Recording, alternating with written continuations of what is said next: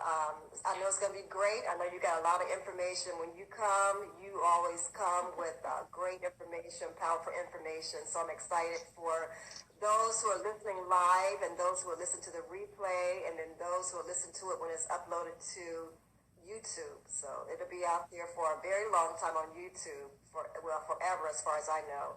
And it's going to be good. It's going to reach a lot of people. So I'm excited. So we're going to go ahead and get started, with you talking about your perspective. We heard your son last week, his perspective growing up with you as a single mom. So but let's hear from you, your perspective on raising 3 children. Well, raising 3 children was very hard because I needed to be raised as a mother first. Not that my mother didn't show me how to be a mother. I just never conceded that I was going to have to do what she had did, instill some values and teach them how to grow into a productive adult.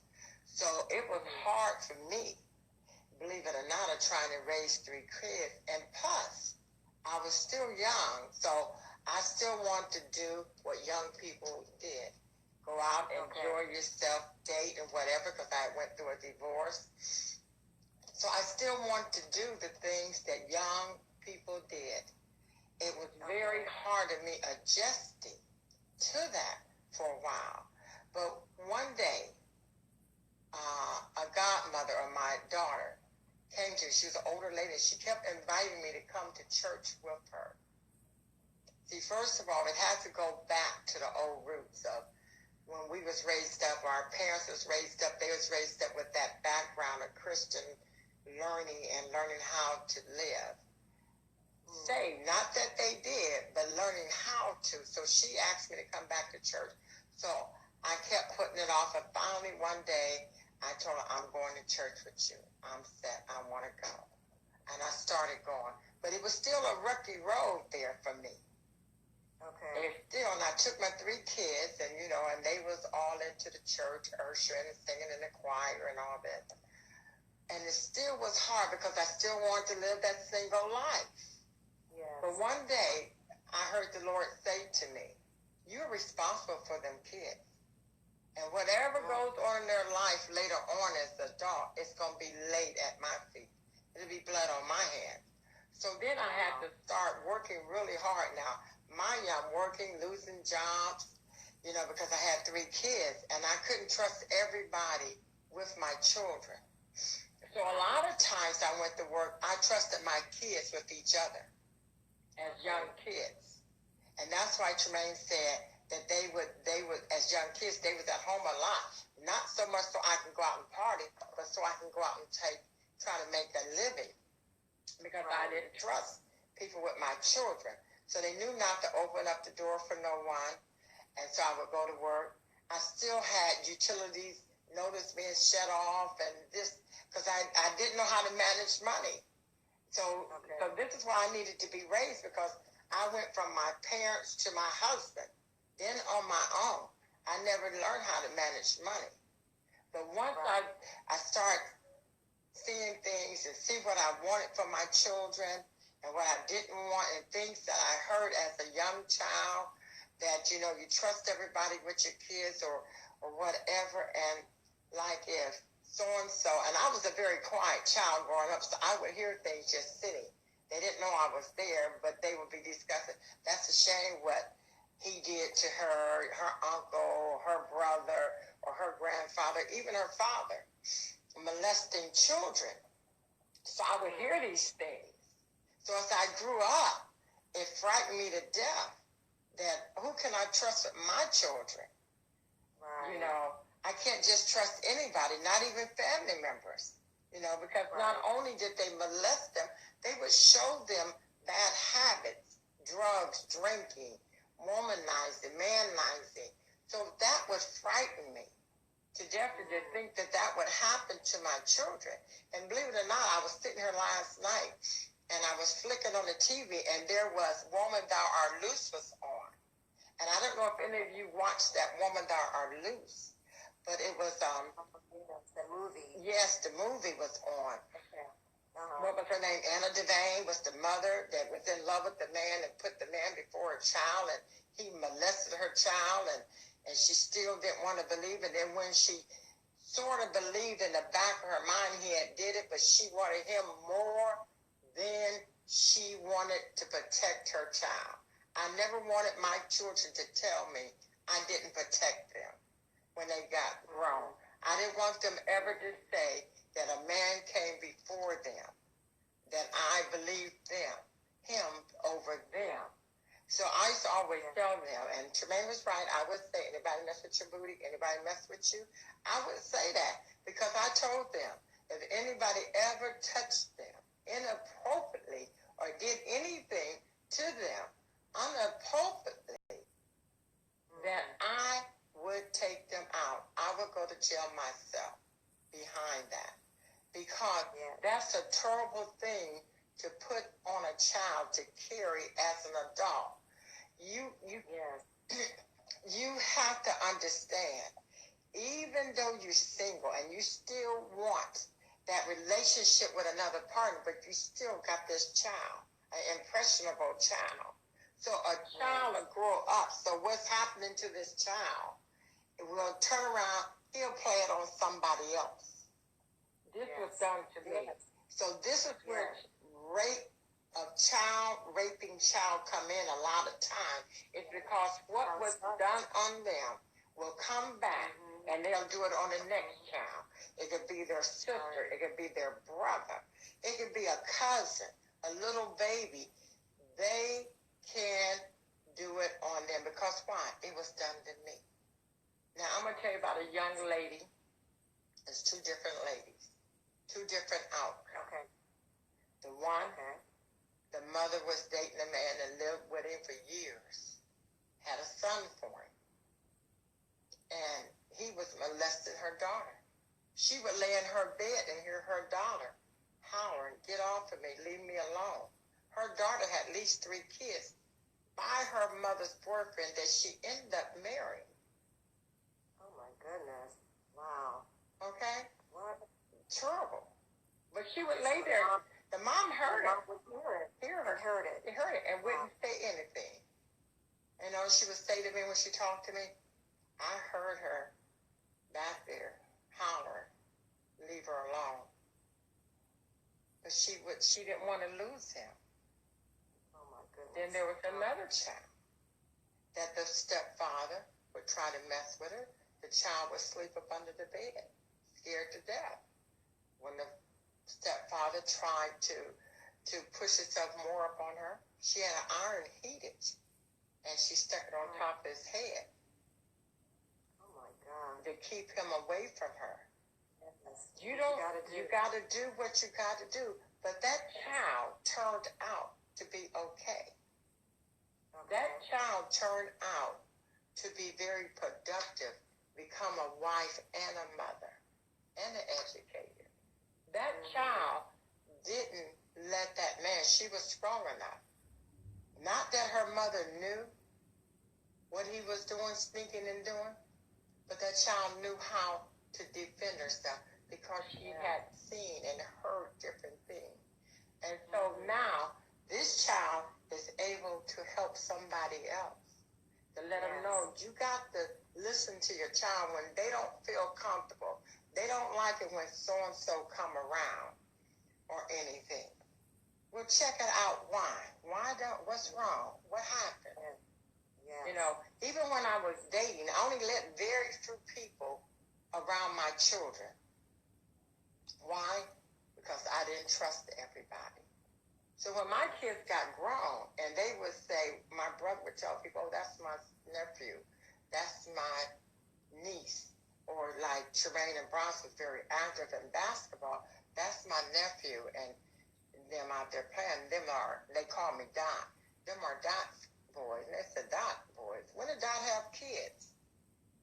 He said she always have kids, but nobody never really seen my kids. And when they did see me with kids, they always figured they was nephews and nieces and not my kids. But they was my kids. So you the protector of your children. You're going to be held accountable. And then just think, when you get older and you need help and you got them kids, they're going to remember that man that you put before us. that you did for and thought more of, and you did not think about us. Yes. And that causes a breakdown in the relationship. It causes animosity between the mom and the child. So I agree. Yes. So you have to be very careful when you date. I mean, I learned the hard way. I made some bad decisions, but I thank God that my eyes was open, that I could see what was going on, and that I had to protect my children at all costs. I had to go without. I mean, I had men offer me money, I'll do this for you, but I'd rather go without. I mean, like I said, I had shut-off notices because when I never really had a job. Because I had a husband, I had a father, and I had a husband. So I never really had a job. So I had to start from scratch to get up to where I was in the workforce. I didn't just start at the top. I didn't have no college education. So I had to start at the bottom and scratch all the way up, from housekeeper to nurse's aide, and just went on and just kept on and on. So I could have something for my children. And, and women our ages, back in the day, and that's how it was. You went from your father's house, being taken care of, to a husband, and then that husband, the income to take care of both of you wasn't there. So you had to go out and get a job, but still how to budget, how to save, how to do different things in the house. I mean, I know like my mom, there was 11 of us, and I'm number 9. And my older siblings, they always say that the younger ones, that we are spoiled because my mom, they said she was tired. So we never really had to do a lot of housework. I mean, you wash dishes, but like housework and like washing walls and she never made us, we would see her do it, but she would never make us do it. So learning how to organize and clean, and cook. I really didn't, she never made us do that. Where the older girls, they had to be in the kitchen. They had to cook. But when we came along, my sister Janet, she's online now too. And same thing. We were never forced in the kitchen to cook. We just kind of like, you did it after we got married and moved in with our husband.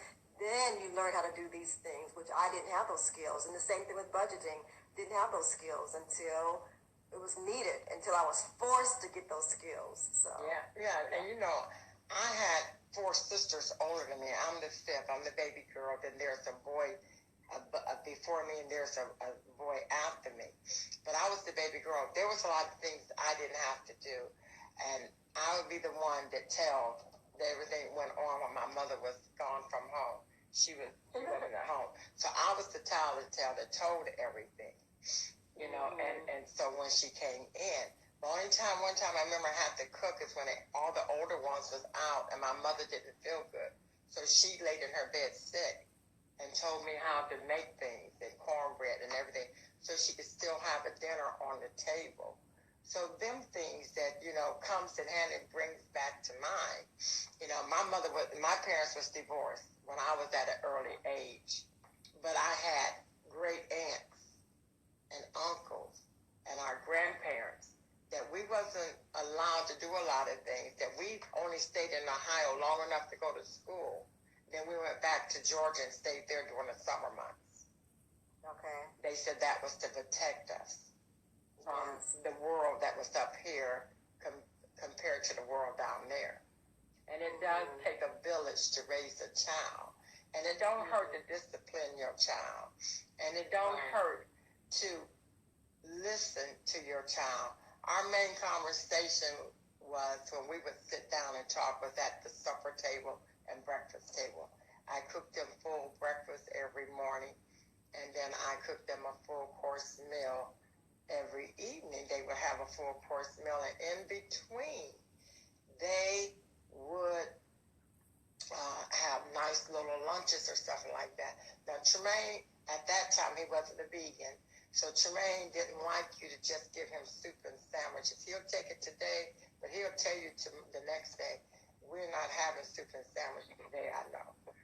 So you have to set precedents so your kids can trust you. They'll be able to say, I know mom's going to be there. I can talk to her about stuff. They don't like to talk to me about a lot of stuff now because I like to get into the details, of the was young, they would come and they would discuss what went on that day or anything like that. And Saturday was our main day. Everything was discussed at the breakfast table on Saturday morning. Mm-hmm. So you just have to keep an open relationship with them. And even though you may not want to do a lot of things that your kids do, I mean, they ran me. I had 3 kids, volleyball and 2 basketball, football, baseball. I was running all the time. And even Tremaine thought about playing golf, but he did run track. You know, and he talked about tennis. You know, you imagine, I didn't have time then to really date because then my life was filled with doing things with them and watching over them.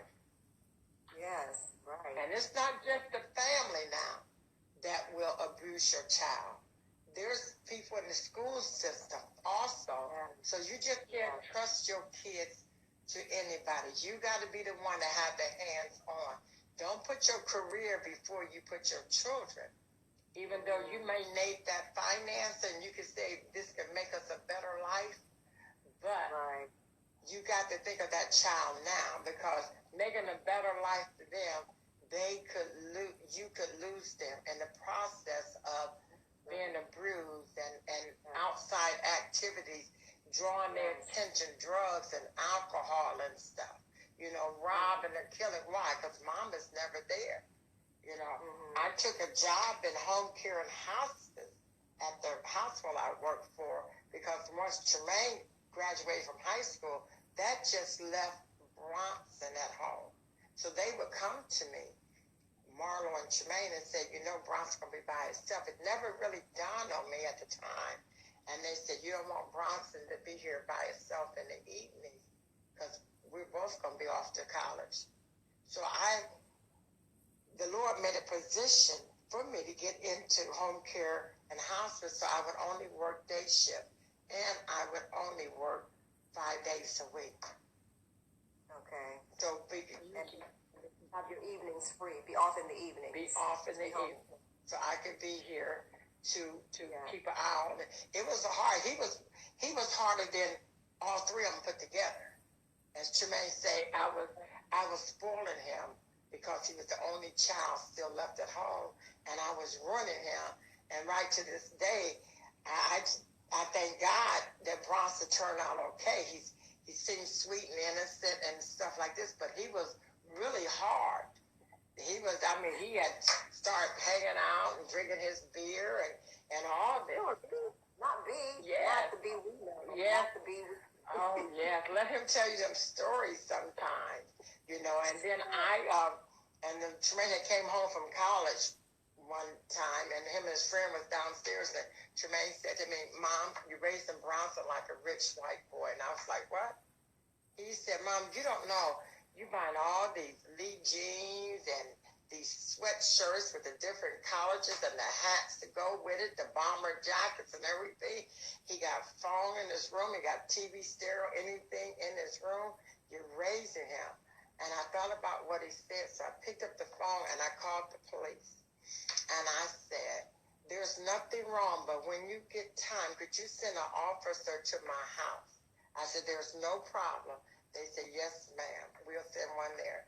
So about an hour or so went by and the police came. And I told the police, I said, would you please tell my son that if he don't listen to me, that somebody out in the street gonna beat him or kill him, or you gonna beat him. And the officer dropped his head and said, young man, listen to your mother. She knows what she's talking about. You have to do whatever it takes to save your child, because that is your blessing. The Bible tells you that. God tells you that. Your children are your blessings in an old age, because who's going to see about you? If you don't take care of now what you gave them and put in them, that what's going to come out of them when you get older. They're not going to do for you. If you don't do for them now and protect them, they won't protect you when you get older, and you need that. Wow, that's good. That's a good conversation right there. Yeah. Good conversation. So you have to be very careful how you treating your children, even your grandchildren. Because them to be the ones that'll go to the nursing home to see about you if they can't take care of you at home. Them the ones that come into your home and say, Mama, Grandma, can I do this for you? What you need? I mean, my dad is 88. He turned 88 last month. And I'm already up there. And I'm trying to run around and help him out, you know, because he has a late onset of Alzheimer's. And then he needs hip surgery. So I'm trying to help him out and do for him. And I keep telling my dad, you know, I'm up at age 2. I'm 60-something now. He was like, and he talks to me as if I'm still young. And I said, I'm retired from work, Daddy. I said, I worked 40-something years. I said, I'm retired from work now. He said, I forget. You know, but you got to remember that. It's what you put in your kids. That's what's going to come back out on you. I mean, if you don't put no compassion and understanding and patience in them, they're not going to have it for you when you need them to be. To understand, I need you. You know, I need you to do this for me. Can you do this for me? Or whatever. Or you don't even have to ask. A lot of times, I don't have to ask Tremaine for anything. When he comes home, he knows what I like, so he'll bring it with him. He knows that we don't have a Trader Joe close to me. So he knows I like the different trail mixes and the cereals and different stuff. So he brings stuff home for me, you know, stuff like that. Or he'll, you know, redo things for me in the house. Like, I said, I don't want the satellite no more. It's going up. So he decided to put the, I hope I said right, Roho, or whatever on my TV. Roku, something like that. Roku. Yeah, he put that on there. So you have to remember that. So everything that you did for them, it'll come back to you. Whether it's good or bad, it's going to come back on you. So you ought to be careful what you put in them. I ministered once and on Mother's Day, and I told them, don't make your child where they think they're entitled. You have entitlement, and they have entitled to your money at whatever cost. Even when they get grown, they think they're still entitled. You can retire, and they still think they're entitled to your money, your retirement check. You know. So you have to be very careful what you do, and you have to make them productive adults. I don't mean to say make, but you got to train them how to be productive, earn what they get. You know, I was so frightened for Bronson. Of all my children, I was the most frightened for Bronson because I knew I had did some wrong things for him, you know, spoiling him and stuff. So I knew I was in trouble, but thank God that he finally learned. I mean, I did some things to Bronson that I had to get real hardcore with him. I kicked him out of my house. And he stayed gone for about a week and came to the door and said, Mom, I'm sorry, I'm going to work. And he did. And then Tremaine, when he went off to Georgia to go to school, Tremaine came back and got him because I was going to get remarried. So Tremaine came back and got him and said, I want you to come to Georgia with me. And Bronson took a whole 350-degree turn. He came back. He not only got one job, he got 2 jobs working. Wow. You know, and he just kept on. And so everybody knows, just about everybody knows now, he owns his own, he bought his own home. You know, he's in the process of buying his home, moved in, bought furniture. I was so thankful that he did that whole degree turn around. Sometimes it takes that shock value, you know, the kicking them out or taking things away. That shock value, sometimes it takes that to wake them up, to make them realize what they actually do have and appreciate what they have, and appreciate, you know, who's leading the way, like you. Appreciate you. So yeah, I agree. Sometimes that shock value is it. Yes, that's it. You got to love them You know, you got to love them, but also you got to let them grow up because, see, one day you're going to leave here. Yes. And you are going to leave them half done, like a half done egg. It is not going to be no good. They're not going to be no good for anybody. No good for a wife, no good for a husband, no good for a job. You're not going to be here. So if you leave and you done did everything for him, I had told Bronson when he stayed with me, pay me $50 a pay. He fussed. So I told him, I said, Bronson, I got an apartment over my garage that was there when I bought my home. And I said, Bronson, I want you to move in there and start paying your own bills. I said, because if I get old, I can't do for myself, and you have to take care of me and help me, well, you won't know how neither. So he thought about it, and he moved in, and I started him out at $165 a month, and you pay all your utilities. He stayed there for 10 years, and when he left, he had took it all the way up to $375. Wow. Because he on its own. Because he learned that you have to pay, and it's not cheap when you living someplace. You want a decent place to live. And so he took the rent up himself to $375 a month, and plus threw in sometime extra to keep the lawn down and everything. Because he learned. You have to push them out there. Especially young men, you have to push them out there and make them become men, show them. You know, their dad was very active, still active in their life, even though we was divorced. Nobody really knew we was divorced at the school. They didn't. When Tremaine was graduating and the team had did so good, I look at that letter from time to time that he had wrote to us. And he asked for 2 envelopes, because he needed to write 2 letters to his parents. And they said, well, Tremaine, why would you need to write 2 letters to your parents when your parents is in the same household? He said, my mom and dad is divorced. They said, since when?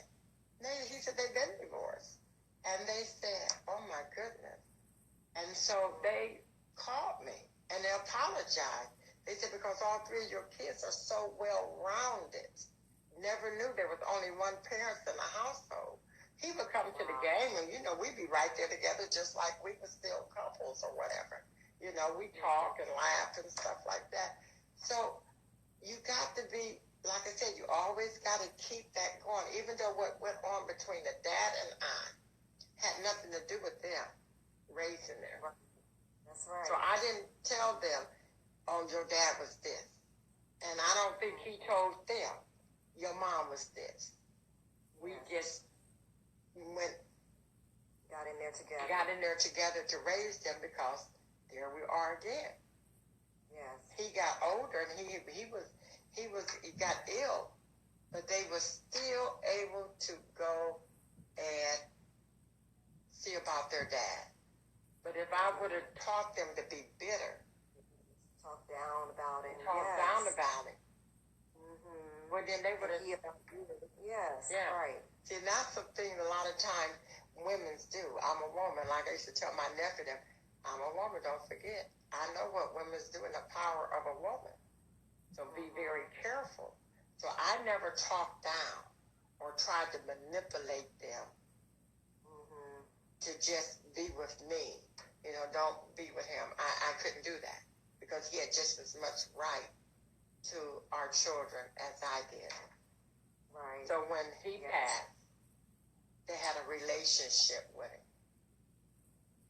But just think, if I would have taught them bitter and said bitter things about them, they would have never got to know and spend time with their dad and know him before he passed away. And the last time that Tremaine really got to spend time with his dad was when Nisha turned 3 years old, and he died the next month. Wow. So, oh, goodness. So crucial. So crucial. Yeah. So So, I don't know if you want to talk about all this, but these are the things. Hey, I said let it go, let it flow, and this is what it's doing. This is what it's turning, and this is so good. Yeah, so good. We as women, we do. Women do rock the cradle, and they do have the power. But you have to be careful with the power that you have. I say that, I have to tell myself that all the time, and I tell people that.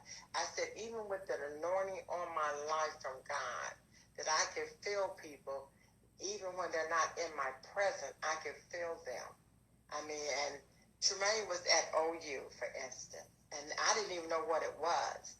And he was at OU, and Bronson and Marlo and I was getting ready for church, and I kept saying, I got to call Tremaine, I got to talk to Tremaine, something wrong. I haven't talked to him, haven't heard anything. And I kept calling and couldn't get him. So then I decided when I was at church, I said, I got to call him, something is wrong. And I said, I could feel it. And Marlo said, Mom, he's okay. He'll call you something wrong. I said, I can feel it, something's wrong. And so then I checked my voicemail on my answer machine. As you know, with answer machine, they're more so than voicemail. And I checked my answer machine, and Tremaine was on there. And here somebody has soccer punched me with some brass knuckles and knocked his front teeth loose or something. And that was nobody but God. So you can't misuse the power that God gives you, that spirit of discernment. Are you feeling things? And he tells you things and lets you know what's warning. And so I was so in tune that I knew something was wrong with my child, even though he was over 100 miles away and I haven't heard anything. I still felt it, and I got upset. I got to call him. I got to talk to him. Something's wrong. So you want to stay in that realm. See, you only can get that with the Lord, that kind of feeling. That's spiritual. So that's his. That's a gift that he gives to some. He may not give you that spirit of discernment. Sometimes I said, I wish he wouldn't give me that.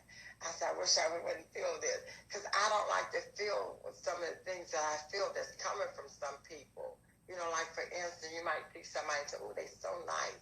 And the spirit will let you see them in the spirit realm, what they really are. And let you feel what they really are. And then you're like, oh, I thank you that you let me go there. I mean, for the other night, I'm over our Women's Day this year at church. And I was at choir rehearsal because I believe that if I want women to come out for Women's Day for choir rehearsal, I need to go out there as the leader. You can't lead if you're sitting back and letting them and you're not going with them. So I was coming home, and I was driving down the road. It was dark. And I stopped at this stop, but I stopped so far back, and I was wondering, how come I didn't pull up to the corner and stop at the stop sign? And just as when I was going to take my foot off the brake, this big deer came off the side of the road and ran right in front of my car. But if I would have stopped all the way at the stop sign, he would have hit my car and did big damage. Yes. So you always want to remember, when you have that kind of power on your life, that you don't want to abuse it to your advantage, because it's not there for that. And I have to keep telling myself that sometimes, that that's not for you to take advantage of. You're paid when you take advantage of what God give you. So it's the same thing. When you take advantage of, take care of your kids, it's a price to pay. You're going to pay a price for that when you don't take care of your kids, because you're responsible for that life that you carry in you. Yes. So go ahead. I was going to say, but being a minister at your church, and like Jessica Jefferson a couple of weeks ago, she said the church is like a hospital. It is. The church gets some of everybody. Yeah, you get a little. And so, yes, and so when single moms, come and they're looking for a place to come and just get some peace, a place to come and get, some help, some assistance. And a lot of times in church, there's so much condemnation. Let's just be real. Yeah. There's a lot of judgment, regarding single moms with children. Sometimes in church that's looked down upon, especially if it's a mom who didn't have a mate when she had this child. The eyes are different for a mom who is maybe have been divorced, or a mom who husband passed away. Yes. Those situations sometimes can be helped. But when the mom is, on her, a single mom who doesn't, just out there, and she comes to church now, she's got these kids, and she's looking for some peace. She's looking for some help. And like I said, in church, a lot of times you don't get that. So Sure. What do you say? What does your church do? And you as a minister, how would you handle a situation with a mom who's coming looking for aid and some peace and just some assistance?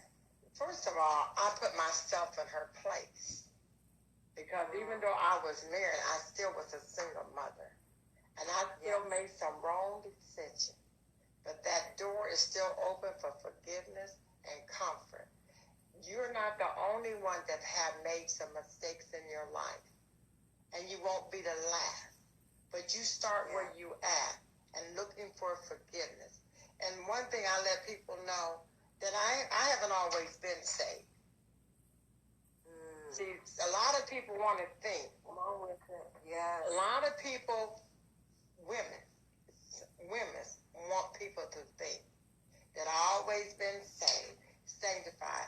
I did not lay with a man till I got married. That's a lie. I mean, if I go and tell different women that you're lying, because a lot of things God let me see just to know where they're at. So they don't have truth, and they don't trust God enough to say, you know what, sister, I've been there. I was pregnant. I got pregnant before I got married. I had sex before I got married.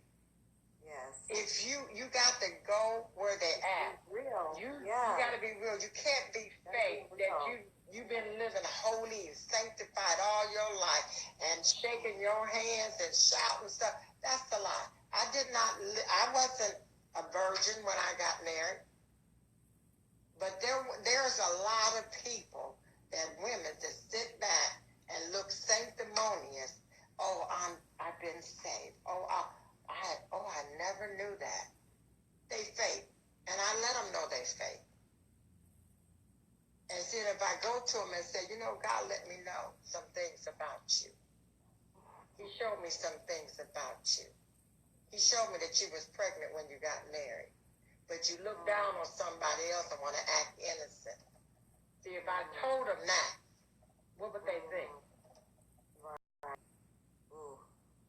I mean, because I'm an open book. When I told them that, when I was teaching Bible study, and I was teaching them, and I think I was, and if I want to be for sure what I was teaching, I was teaching about David and Bathsheba. And then when I told them I had my first child out of wedlock, you should see the faces. But will you say you was pregnant when you got married? And that's why your husband married you? If I went and started pointing fingers at the ones that was pregnant when they got married, but you acted like you wasn't. But when I opened that up and said, and I counsel and I talked to one lady. I have lunch with one of the nurses. I always go have breakfast with her. We go about once a week and we talk. And so I just opened up to her one day, was telling her about me. And I was telling her all the stuff about me. And I looked up at her, her mouth was open. And she said, that's not the Dorothy that I worked with for 10 years. I said, that's the Dorothy that God cleaned up and that you see sitting here now. You got to be real. It's time out to being phony and fake because we losing people. Yes. We losing. Don't want to come to. Yeah, they don't want to come to church anymore. No, for those reasons, they don't want to go. I sit back, and this is only been at this church that I'm at now for about 4 years now. I left my church for 30 years, 30-something years. I was at the church since Bronson was 4 years old. And I left that church. And I'm at this church. This is the church my dad went to. I did not go there to join. I only went there to be with my dad after he had been sick and make sure, and then God left me there. And I sit back. And I look at the different people, and their phoniness. And when I went in to talk to the pastor, I was telling him the different stuff I would see. He said, "You seen all that?" I sat there in that church for 2 years and didn't join. And because I didn't know I was supposed to join. And so I sat there for 2 years going faithfully, worshiping, and he's an awesome preacher and a young man, and I would just sit there and listen, but I would watch different people. I didn't care who it was. I just watched them, and the Spirit let me see them, and He let me see who was real and who was phony. As long as somebody was watching, then you wanted to get up and shout and clap your hand and maybe go sing or something, as long as you're out front. And you got to be seen, and you got to be the loudest. The God let me know you was faking because you didn't let the true you came out. Do somebody know? Yeah, I know, because God told me. But it ain't for me to go and tell everybody that you the one, like Nathan did for David. You the one. So you got to stop being phony. Church people got to be real and let them know I'm human and we make mistakes. God's there to forgive us. But if you walking around acting like you never did anything, this is for keeping people outside of the church. It's because people are not being real. They're not telling the truth. They're acting like they've always been saved. And we got to stop that. You got to stop that. You got to be real. That's how you get people. I told them one time, your falls, your sins, but your mercy and grace that God gave you and forgave you, that's to help somebody else come out. You got to help someone else come out. It isn't for you to sit back on your morals like you've been saved all your life. If you see somebody going through something, you don't have to tell them all the gory detail, but let them know I've been there. I've been in the bed of iniquity. I've been that woman, I've been that woman at the well that had many of husbands. I've been her. I've been in relationships I had no business being in. You can't sit there and act like you never did anything because you can't help nobody. I told somebody, if you never did it, then you can't help me, and I walked away from them. And you're not free. You're still carrying this thing around with you. You're not free. You're not free. Still bound. When you act like you never sinned, you never did anything, that I always been holy, then I can't help Sister So-and-so, because how you going to help me when you ain't never did nothing? You never experienced nothing. You never been nowhere.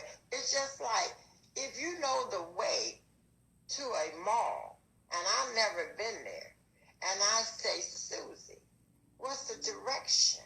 You give me direction. But if I go to somebody else, do you know the way? No, I don't know the way. I've never been there. This is how people do. These are fake people sitting up. And God said, there's wickedness in higher places. Them are people that's sitting in churches. I don't care who you are. It could be the deacon, it could be the pastor, it could be the pastor's wife, it could be the deacon's wife, it could be the choir member. I don't care who they is. If they acting like they never did nothing, they can't help nobody. How you going to tell how you went and got help? But like the other woman from the well, she went back and told him, there's a man that knew everything about me. So she was able to tell, because he told her everything she did. So she went back and told me, he knew everything I did. And he forgave me. But how can you help anybody if you're sitting back and saying, I never did, or you don't even have to say it, just your action tells it all along that you think you ain't never did nothing, you got away with it. Right. And then you're not helping nobody. And so your testimony is weak. You telling me that, don't worry, I pray for you. Don't worry, God will take care of it. That ain't doing no good. I need to know that this God that you're talking about, that I'm hearing about, this is the God that I know that he healed you, he cleansed you. That, oh, she was living like this, and now she's living like that. Well, I want to know that God. Yes. You know, that one. I want to know that God that brought her out of that he saved her from that. I don't want to know the God, the one that's sitting back like, I heard. Yeah. I heard. Yeah. No. I'll pray for you. God, girl, God gonna bless you. Don't worry, God will see you through. No, I want to hear from the woman that told me that I had a child out of wedlock. Don't worry, Dorothy. God will heal you and see you through. He'll send you a husband. I want to hear from the woman that said she was in the bed of iniquity because he brought me out. So he can bring you out. If he did it for me, he can do it for you. I want to hear from the woman that said that my bills was due and I didn't have money to pay my bills, my utilities getting cut off. I want to hear that woman. They talking about repossessing cars and stuff from me. I want to hear from that woman to show me how to get out. I don't want to hear from this woman telling me, oh, God, I pray for, we'll pray. Let me pray. No. Action. I need you to meet me where I'm at. And show me how you got out. I don't, and you know, one thing I never knew, and two people said this to me, Tremaine and one of my friends told me, and I never knew this. They said, you don't talk to stupid women. And I was like, what? Tremaine told me once, he told somebody, he said, my mom don't talk to stupid women. And one of my friends said to me, she said, I'm surprised you're talking to that girl, because you usually don't talk to stupid women. I never knew that about myself, but they noticed it. I'll give you advice, but if you keep digging into that hole that you're in, that ditch, I'll leave you there. I can't keep coming back, giving you the rope, helping you get back out, showing you how to get out, and then you go right back and jump back in. Right. Get yourself back in, get back there again. If I keep helping you get out and showing you how to get out, but you keep going back, then I need to let you go and let you find out for yourself that you keep doing this to yourself. You have a choice. That's why God said, choose you this day who you going to serve. You going to serve me, you going to serve yourself. You going to serve me, you going to serve man. You going to serve me or you going to serve the flesh. Tell me. That's what God wants to know. And these are the choices. I have lived celibate now for over 22 years. You know, and everybody said, why are you doing that? Because the God I serve, the God that I serve, I want to please him. You know, I wanted 6 kids. And people say, how come you didn't have them? Because I wasn't married no more, so I couldn't have them. Yes, you could. I said, yes, I could, but I chose not to. Wow. So we got to remember that whatever you done been through and you get through it, it's for you to help somebody else get out, too. Yes. You know, don't be like a crab knocking them back down or acting like you have not been no place and you haven't did anything. but reach back and say, let me help you out, sister. Let me help you out, brother. Let me show you these things. So you won't go back there. Mm-hmm. So I live single, and I'm happy.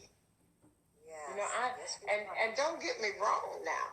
Don't get me wrong. Some days I want to date, and some days I want to go out and do these different things. But do I choose to do them? No. Because that'll mess up my testimony to people that, like somebody came to me and they said, I look up to you for the simple fact the way you live your life. Role model. Yeah. Dr. Trey, stop. He said TMI. He goes, wow, my dukes, TMI, too much information, commercial break. Oh, I forgot he was on there. And Bronson. Both your kids are on listening. But, I did see 4819. 4819 was our old address when we first moved to Perry Township. So I seen Bronson up there. But that's true. You got to be real. I mean, this is where you have to meet people at. You do. Yes, you have to meet people where they are.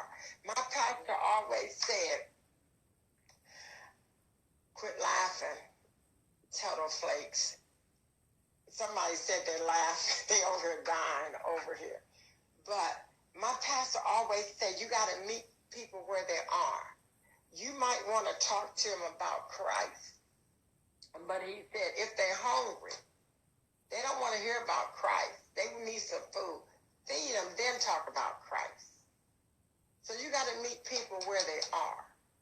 Yes. You know, if they in the bed of iniquity or whatever they into, you got to go there and meet them there where they at. Don't stand on the outside and telling them, well, you know, God will do this for you. God will do that for you. Just trust God. I'm praying for you. All this. No, you got to go on there and say, girl, you know what? I was in there.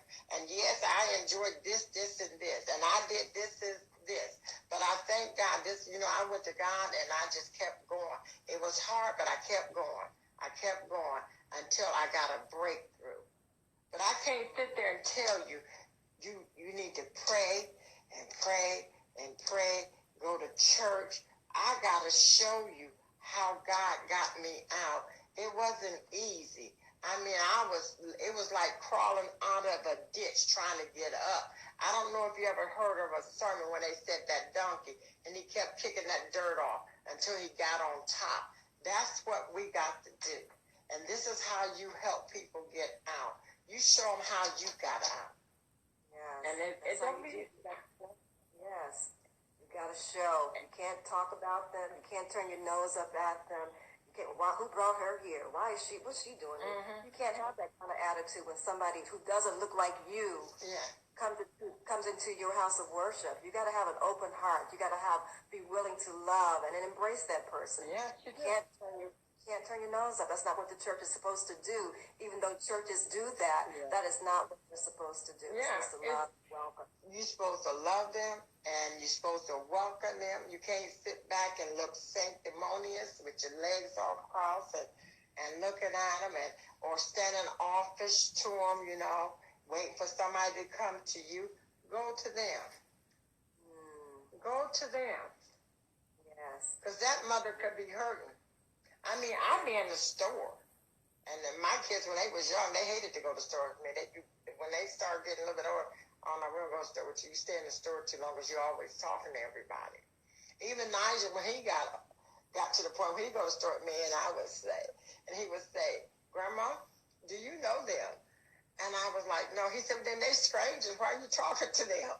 Because he said I was talking too long. That was his way to let me know I'm talking too long. You're taking too much time. It's never too long when you're trying to help somebody see their way out of whatever they may be in. And it's not always about sin, like the lady I ran into last night at the store. Went in the store at 7 o'clock. Went in only get olive oil water. I happened to look to the side, heard some noise, look to the side, and it was one of the cashiers from the front. And I said, oh my Lord. I said, what time is it? I said, because she works the cash register. One of the cash registers. And I said, I never see her off that register. And the girl said, oh. And she looked at the girl. She said, what time y'all close? She said, 9 o'clock. And then they said, it's 9:15. We had been standing back here by the produce from the time I came into the store until 9:15, talking about the things of the Lord. But what it was, the girl said to me, she said, you was meant to be here because what you just told me, I needed to hear. And we can be our worst weapons, I had told her. Our mouth. We are worst weapon. We are worst enemy. It's our mouth. And we learn to keep our mouth shut and let God do our battles for us. We just got to get our word in. We just got to say what we got to say. But if we learn how to keep our mouth shut, believe me, your battle won't be as hard as you think. People may think you weak because you don't say nothing. Now, I used to be very sarcastic, very boastful and stuff. And when I come to work, when I worked in home care and hospice, they knew who I was. So the girls would sit back and something went right. They said, oh, we wait till Dorothy come in. She going to go off. And then when I came in that one day and I didn't say a word, they was like, you okay? But I had started learning that I was my worst enemy. So I had to keep my mouth shut because the more that you play in it, the bigger it's going to get. But once you learn how to shut your mouth and let God fight your battles, they can think that you're weak, but they won't even know where that punch is going to come from because it's going to come from God and it won't come from you. So, so that's where, and we stood there. And she kept saying, I needed to hear this because she still works at the hospital in the doctor's office. So she said, I needed to hear what you had to say. You was here for me. I only went in to get 2 bottles of olive air water. I'm on the opposite side of the store. Is I'm running out of time? Yes.